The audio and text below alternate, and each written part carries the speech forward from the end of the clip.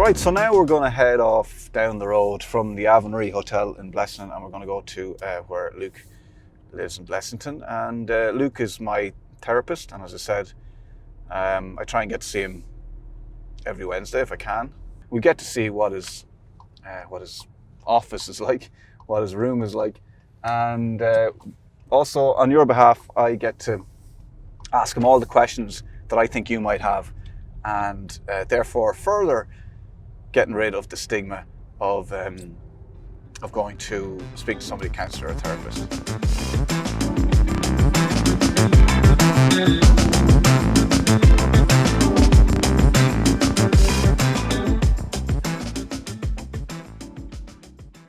Thanks very much for having us, Luke. I mean, I think it's an incredible opportunity for people to get a look inside, a therapist's room. How would you describe yourself, actually, before we move on?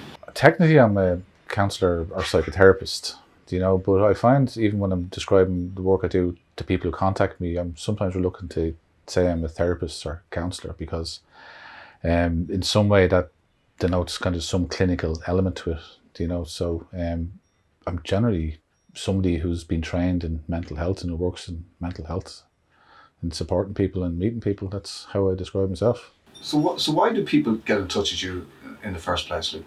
For a variety of reasons, people would normally contact me. Sometimes when they've reached a crisis point in their life, and they might go to their GP, and the GP said, "Have you thought about talking to somebody?" Quite a lot through people who have been through the process that they would have referred their friends or their colleagues or families. Okay, that's really helped that I've talked to this person. Why don't you try it out?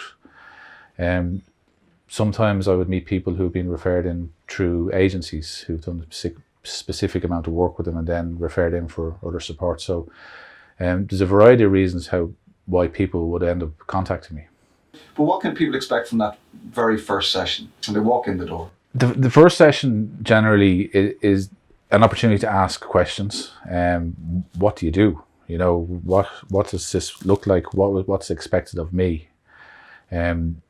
Again, for me, the first session, because even in recognizing that there's a pressure from our side in having to deliver in that first session, that can sometimes force people past their natural relationship type, whatever it is. So in that first session, it's kind of, it's obviously welcoming the person there first, and if there is a crisis, to hold them in the crisis, whatever. But really, it's kind of a meeting of, okay, here's how I work. This is what a room looks like. This is how often we meet, and does it suit you to work that way? Even me as a person, does it suit you to work with me? Are you getting the kind of good vibe or feedback from me that you think you might be able to work with me?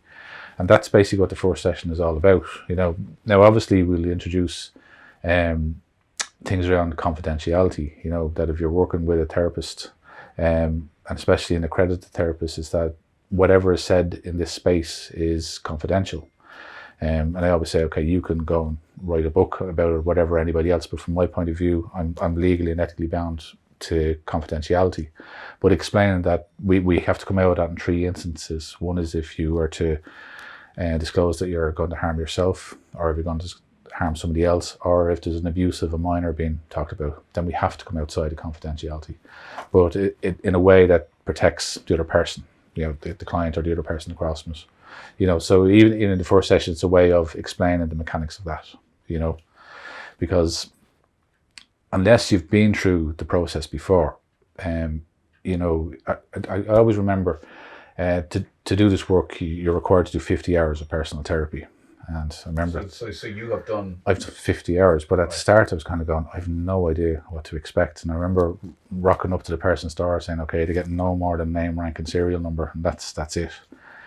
But I kind of had to go through the process to understand what the process was. Those 50 hours, they helped me deal with an enormous amount of things that I didn't even know I had to deal with.